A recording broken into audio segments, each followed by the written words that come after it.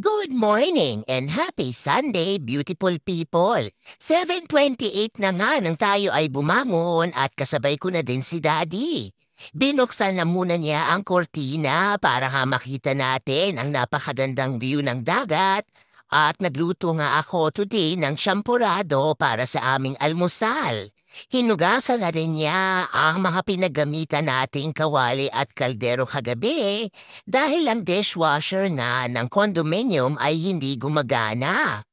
Nag-request din ang ating mga anak na gumawa ako ng waffle at yan nga ang kanilang almusal. Kung napansin nyo nga ay gumising na rin si JJ. Maaga nga tayong bababa para maglakad sa dagat kaya naman ginising na rin namin ang aming mga anak para sila ay makakain ng almusal. Si ate nga kung hindi pa natin gigisingin ay malamang 11:00 pa yan babangon. Ayan nga ang mini waffle maker at regalo nga yan ng best friend ni ate. Portable talaga ito dahil napakaliit lang at talaga namang mabilis kang makagawa ng almusal. Kaya palagi ko tong dinadala kapag kami ay nagbabakasyon. Gumawa nga tayo ng tig-2 pirasong waffle para kay JJ at kay ate at yan nga ang kanilang almusal. Sa mga oras na yan ay hinahalo pa rin ni Daddy ang ating champurado. Si JJ na nga ang unang kumain dahil talagang antok na antok pa ang ating dalaga. Nagpakulo din ako ng tubig at nakaprepare na nga ang ating kopi ko na ating kape ngayong umaga. At tingnan niyo naman ang napakagandang view ng dagat. Medyo sumisikat na nga si Haring Araw kaya naman mas masarap talagang maglakad sa baba. At eto na nga ang ating kopi ko, 3-in-1 at luto na din ang napakasarap nating champurado. Perfect na ito ngayong almusal dahil medyo maginaw-ginaw pa din.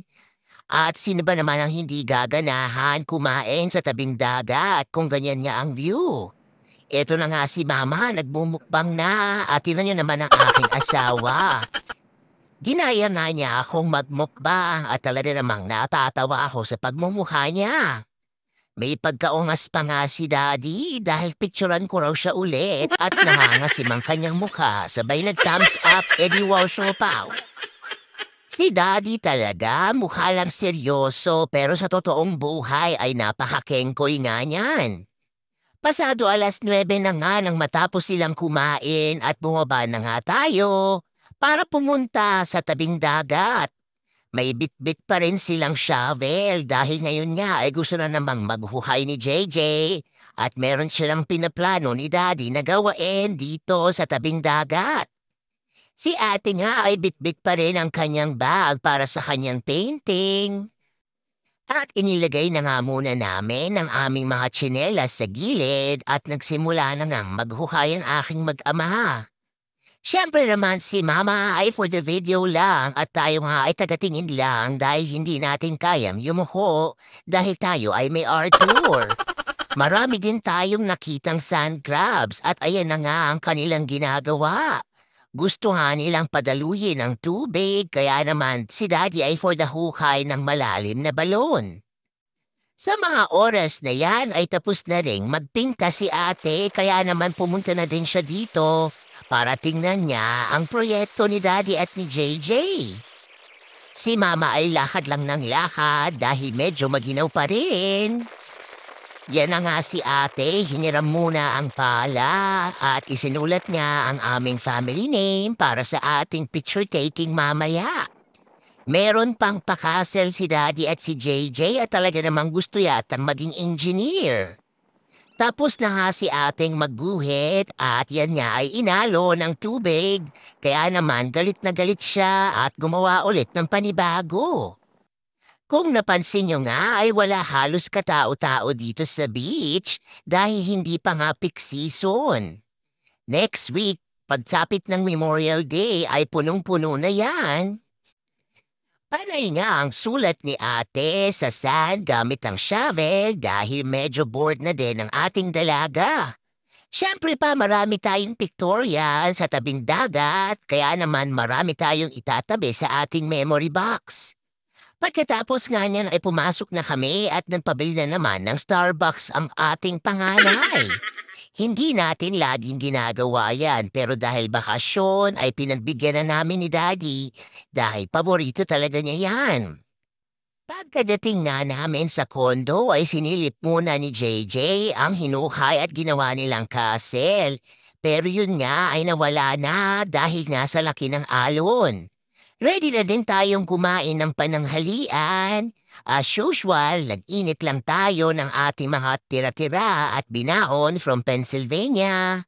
Kahit na nga hindi tayo kumain sa labas ay enjoy pa rin ang ating mga anak dahil mga paborito nga nila ang niluto ni Mama. Pagkatapos nga namin kumain ng pananghalian ay bumaba kami ulit at nandito na naman tayo sa indoor pool para makipaglaro at makipagbanding sa ating mga anak. Nag-contest pa nga ng paglamoy si Daddy at si JJ at talaga namang gusto siyang talunin ni Daddy.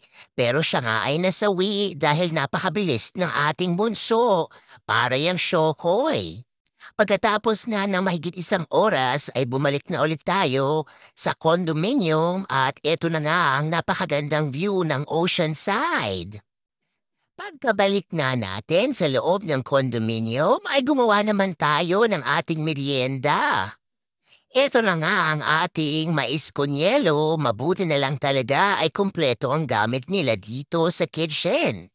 Nagbitbit talaga ako niyan dahil anticipated ko na nga na ang weather ay medyo iinit din. Talaga namang enjoy kami ni Daddy sa aming merienda for today's video habang ang mga anak naman namin ay kumakain lang ng mga chips. Tingnan niyo naman ang ating napakagandang view. Pero hindi rin kami ng tagal ni Daddy sa labas dahil medyo maginaw nga.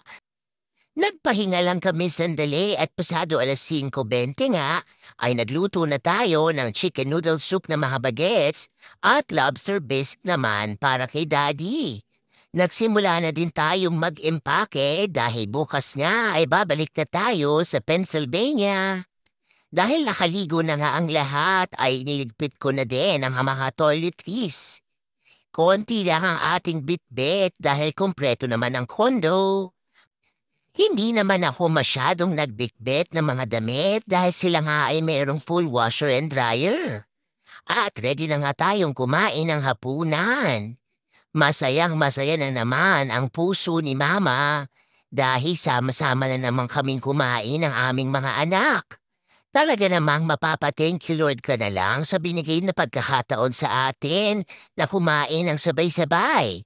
Pagkatapos nga namin kumain ay hinugasan ko na ang mga pinggan at tinuyo na yan ni JJ at inilagay na rin niya sa cabinet. Siyempre pa kahit tayo ay nagbabakasyon, siguraduhin natin na mayroong mga chores ang ating mga anak. Pagkatapos nga namin kumain ng hapunan at nang maligpit natin ang kusina, ay nag-movie marathon naman kami ng aming mga anak. Isa na namang busy day ang napagtagumpayan ng inyong pamilya.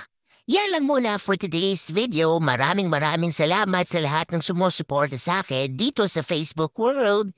Remember, family time is the best time and every gising with your family is always a blessing. God bless everyone. Bye-bye!